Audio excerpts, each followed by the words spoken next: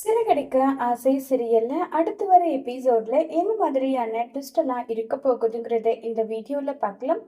முத்து மீனா ரெண்டு பேருமே ஃபீல் பண்ணிட்டே வந்துட்டு இருக்காங்க. அப்ப அண்ணாமலை கேக்குறாங்க, முத்து, மீனா, வக்கீல் என்னப்பா சொன்னாங்க, சொல்லுங்கப்பா, என்ன சொன்னாங்கன்னு சொல்லிட்டு கேட்டுட்டு இருக்காங்க.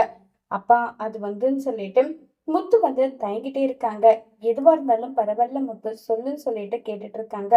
அப்பா, நம்மள வந்து வீட வந்து காலி பண்ணிட்டு போக சொல்லியிருக்காங்க.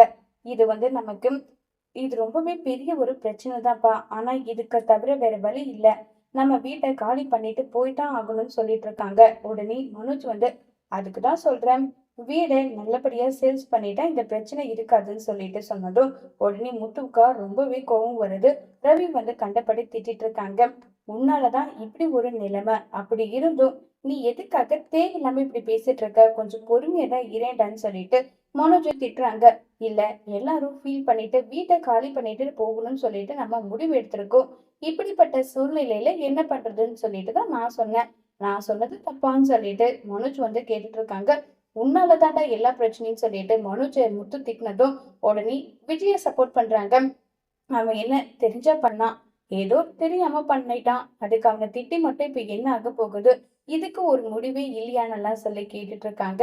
உடனே அண்ணாமலை வந்து, தெரியாம பண்ணிருந்தா அது பேரு தப்பு, அம்மா புள்ள ரெண்டு பேரும் சேர்ந்து கூட்டு களவாணித்தனமா பண்ணா அதுக்கு பேரு போயிட்டு என்னன்னு சொல்லிட்டு ரொம்பவே கோவப்பட்டு வந்து பேசிட்டு எல்லாம் இருக்காங்க.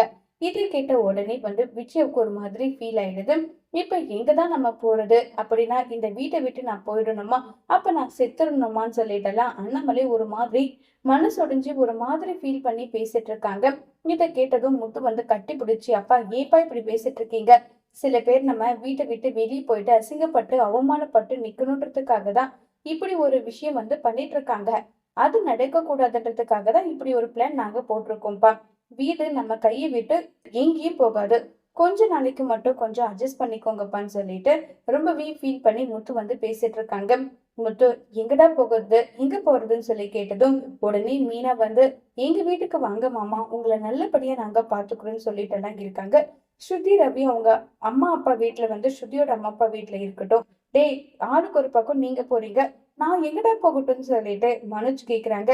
நீ எப்ப பாரு நான் வந்து தொழிலதிபர் தொழிலதிபர்னு சொல்லிட்டு இருக்கல, நீ அந்த ஷோரூம்லயே தங்கிக்கோடன்னு சொல்லிட்டு முத்து வந்து சொல்றாங்க. உடனே விஜய வந்து, இல்ல, அது இருக்கிறதே குருவிக்கூடு மாதிரி, அந்த வீட்டுல எல்லாம் என்னால இருக்க முடியாது, நானெல்லாம் அங்க இருக்க மாட்டேன்னு சொல்லிட்டு விஜய பிரச்சனை பண்றாங்க. உடனே முத்து வந்து, அத்தை, இப்போ வேற வழி இல்லத்த, நம்ம இருக்கிறதுக்கான வழி என்னவோ அதை தான் நான் பார்க்க சொல்றேன், ப்ளீஸ் அத்தை புரிஞ்சுக்கோங்கன்னு சொன்னா கூட விஜயா வந்து, இல்ல, என்னாலலாம் அங்க இருக்க முடியாதுன்னு சொல்லிட்டு விஜய் வந்து சொல்லிட்டு இருக்காங்க. இதை கேட்டதுமே வந்து என்ன பதில் சொல்றதுன்னே தெரியாம உடனே ஸ்ருதி வந்து, சரி ஆன்ட்டி எங்க கூட வந்துடட்டும்னு சொல்லிட்டு ஸ்ருதி வந்து சொல்றாங்க. இப்ப அண்ணாமலை வந்து, இல்ல, என்னால அங்க வந்து இருக்க முடியாது, நான் வந்து மீனா கூடவே போறேன், அங்கதான் எனக்கு கம்ஃபர்டபுளா இருக்கும்னு சொல்லிட்டு அண்ணாமலை வந்து சொல்றாங்க. அண்ணாமலை சொன்னதும் சரி, அப்படின்னா ஒரு பிரச்சனையும் கிடையாது, நான் வந்து அப்பாவை கூட்டிட்டு போறேன்னு சொல்லிட்டு முத்து வந்து சொல்லிடுறாங்க. அடுத்த நாள் காலையில தூங்கி எந்திரிச்சிட்டுமே யாரும் இங்க இருக்க கூடாது, நம்ம எல்லாருமே கிளம்பி வந்து போயிடணும்னு சொல்லிட்டு எல்லாம் பேசிக்கிட்டு இருக்காங்க. இதை கேட்டதுமே உடனே நம்ம அண்ணாமலைக்கு ஃபீல் ஆகுது. அப்ப முத்து வந்து சொல்றாங்க, இது எல்லாமே கொஞ்ச நாளைக்கு தான்ப்பா, என்ன புரிஞ்சுக்கோங்க, தயவு செஞ்சு நான் இந்த வீட்டை திரும்ப நமக்கு மீட்டு கொடுப்பேன், நீங்க எதை நினைச்சு வருத்தப்படாம இருங்க நல்லா சொல்லிட்டு பேசிட்டு இருக்காங்க. இதை கேட்டு ரொம்பவே ஃபீல் பண்ணிட்டு அண்ணாமலை இருக்காங்க. அடுத்த நாள் காலையில ஆகுது. எல்லாருமே பொட்டி படிக்க எல்லாமே எடுத்து ரெடி பண்ணிட்டு இருக்காங்க. அண்ணாமலை வந்து வீட்டை வந்து காலி பண்றதை நினைச்சு ரொம்ப வருத்தத்துல கடவுள்கிட்ட வேண்டிட்டு இருக்காங்க. எதுக்காக எனக்கு இப்படி ஒரு நிலைமை, காலம் போன கடைசியில இந்த வீட்டை விட்டு நான் போகணுமான்னு சொல்லிட்டு கடவுள் வந்து எதுக்காக எனக்கு இப்படி ஒரு சோதனை கொடுக்குறாங்கன்னு சொல்லி ஃபீல் பண்ணி வருத்தப்பட்டும் அண்ணாமலை வந்து பேசிட்டு இருக்காங்க. அப்ப முத்து, மீனா, விஜயன்னு சொல்லிட்டு எல்லாருமே வராங்க. எல்லாருமே அழுதுட்டு ஒரு மாதிரி ஃபீலிங்கா தான் இருக்காங்க. ஆனா மனோஜ் வந்து, வீட்டை விட்டு போறோன்ற நினைப்பெல்லாம் இல்ல ப்ரோ, நான் கொஞ்ச நாளைக்கு ஷோரூம்ல தான் தங்க போறேன், எனக்கு பெட்டு தலகாணி இது எல்லாமே அரேஞ்ச் பண்ணுங்கன்னு சொன்னதும் முத்துக்கா பயங்கரமா கோபம் வருது.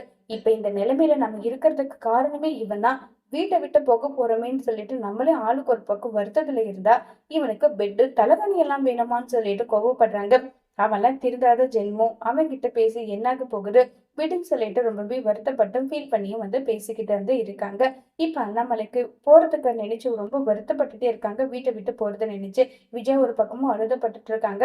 மீனா ஒரு பக்கம் உடனே முத்து வந்து அப்பாவுக்கு ஆறுதல் சொல்ல வேண்டி நீயே எதுக்கு மீனா அழுதுட்டு இருக்க, கொஞ்சம் பொறுமை இரு மீனா, எல்லாம் நல்லதாவே நடக்கும் நம்புன்னு சொல்லிட்டு முத்து வந்து ஆறுதலா சொல்ல உடனே அண்ணாமலை கிட்ட வந்து மீனா, மாமா எது நினைச்சு வருத்தப்படாதீங்க, இங்க எல்லாம் நல்லதுக்கே, வாங்க மாமா நான் கண்டிப்பா இந்த வீட்டை மீட்டு கொடுப்போம், நீங்க எது நினைச்சு கவலைப்படாம இருங்கன்னு சொல்லிட்டு ரொம்பவே வருத்தப்பட்டும் ஃபீல் பண்ணிட்டோம் அழுதுகிட்டே அங்க இருந்து ஒவ்வொருத்தரா கிளம்பி போயிடுறாங்க. இப்ப வந்து பாத்தீங்கன்னா நம்ம அண்ணாமலை போயிட்டே இருக்காங்க. அப்ப அண்ணாமலையோட கண்ணுல வந்து பாத்தீங்கன்னா கொஞ்சம் கூட ஒரு சின்னதா ஒரு இடம் கூட இல்லாம வெயிலே சாப்பாடு செஞ்சு பிளாட்ஃபார்ம்ல ஒரு ஃபேமிலி இருக்கு. அதை வந்து பார்த்துட்டு என்னப்பா என்ன பேசிட்டு இருக்கீங்க, நீங்க ஏன் இவ்வளவு வருத்தப்பட்டுட்டு இருக்கீங்க சொல்லுங்கப்பான்னு சொல்லி கேக்குறாங்க. உடனே அதுக்கு வந்து நம்ம அண்ணாமலை வந்து சொல்றாங்க, முத்து நிறைய பேருக்கு இருக்கிறதுக்கு வீடு கூட இல்லாம பிளாட்ஃபார்ம்ல வந்து இருந்தாங்க. ஆனா இப்ப நம்மளும் அப்படிப்பட்ட ஒரு நிலையில இருக்கோம். ஏதோ சொந்தமா நமக்குன்னு ஒரு வீடு இருந்தது, இப்ப அதுவும் நம்ம கையை விட்டு போயிடுச்சு முத்துன்னு சொல்லிட்டு ஃபீல் பண்ணி பேச, ஏன்பா இப்படி எல்லாம் பேசுறீங்க, அப்படி எல்லாம் ஒண்ணும் ஆகாது, நான் இருக்கேன்லப்பா பாத்துக்கிறேன்னு சொல்லிட்டு முத்து வந்து வருத்தப்பட்டே வந்துட்டு இருக்காங்க. உடனே சந்திரா அண்ணன் வாங்கண்ணே வாங்க வந்து உட்காருங்கன்னு சொல்லிட்டு சந்திரா வந்து பாத்தீங்கன்னா நம்ம அண்ணாமலை கவனிச்சிட்டு இருக்காங்க. உடனே அண்ணாமலை வந்து இங்க பாத்தியம்மா, உன் அண்ணனுக்கு இப்படிப்பட்ட ஒரு நிலைமை வந்திருக்கு பாத்தியா, காலம் போன கடைசியில தான் எல்லாரும் நிம்மதியா இருக்கணும் சந்தோஷமா இருக்கணும்னு நினைப்பாங்க, அந்த நிம்மதி சந்தோஷம் எல்லாமே என்னை விட்டு போயிடுச்சுன்னு சொல்லிட்டு ரொம்பவே வருத்தமாவும் ஃபீல் பண்ணியும் அழுதுட்டு இருக்காங்க அண்ணாமலை. உடனே சந்திரா வந்து ஏன்ன எதுக்காக நீங்க அழுதுட்டு இருக்கீங்க, உங்களுக்குன்னு உங்க தங்கச்சி இருக்கா, இதுவும் உங்க வீடுதான், எது நீங்க கலங்க கூடாது, நான் இருக்கேன் இல்லைன்னு சொல்லிட்டு ஆறுதலா பேசிட்டு எல்லாம் இருக்காங்க. இப்ப அண்ணாமலைக்கு என்னெல்லாம் தேவையோ அது எல்லாருக்கும் மட்டும் பண்ணி நல்லா பக்காவே வந்து பண்ணி கொடுத்துட்டு இருக்காங்க. இப்ப மீனா வந்து முத்துக்கிட்ட வந்து ஏங்க என்னதான் உங்களுக்குள்ள ஃபீலிங் இல்லைனாலும் வெளியில வந்து நீங்க காட்டிக்கல, மனசு முழுக்க அவ்வளவு வருத்தத்துல நீங்க இருக்கீங்க, அது மட்டும் எனக்கு நல்லா தெரியுதுன்னு சொல்லி ரொம்பவே வருத்தமாவும் ஃபீல் பண்ணியும் வந்து பேசிட்டு எல்லாம் இருக்காங்க. இதை கேட்டதும் அப்பாவை இப்படி ஒரு நிலைமையில பார்க்க என்னால முடியல, நானும் அப்பா முன்னாடி உடைஞ்சு அழுதுட்டேன்னா அப்பாவால அதை தாங்கிக்க முடியாது மீனா, அதனாலதான் நான் என்னவே கண்ட்ரோல் பண்ணிட்டு நான் இருக்கேன்னு சொல்லிட்டு ரொம்பவே வருத்தப்பட்டு ஃபீல் பண்ணியும் பேசிட்டு இருக்காங்க.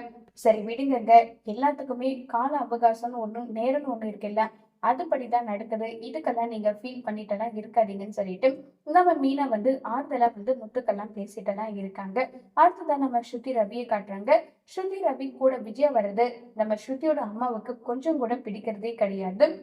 இப்ப ஸ்ருதி கிட்ட கேக்குறாங்க, ஸ்ருதி நீயும் மாப்பிள்ளையும் வரத தானே சொன்ன, இப்படி ஒரு பிரச்சனையில உன் மாமியாரை இங்க கூட்டிட்டு வந்திருக்கேன்னு சொல்லிட்டு எல்லாம் இருக்காங்க. மம்மி அவங்களே எங்க போறதுன்னு தெரியாம ரொம்பவே வருத்தத்துல இருந்தாங்க, அவங்கள இங்க கூட்டிட்டு வந்ததால உனக்கு என்னமா பிரச்சனை, ஏமா இப்படி இருக்கேன்னு சொல்லிட்டு ஸ்ருதி வந்து சொல்றாங்க. உடனே ஸ்ருதியோட அப்பா வந்து சரி விடு, சம்பளம் இல்லாத வேலைக்காரி இந்த வீட்டுக்கு வந்திருக்காளா, அதை நினைச்சு சந்தோஷப்படுங்க சொல்லிட்டு இப்ப விஜயவ ரொம்பவே தரக்குறைவா பேசிட்டு எல்லாம் இருக்காங்க.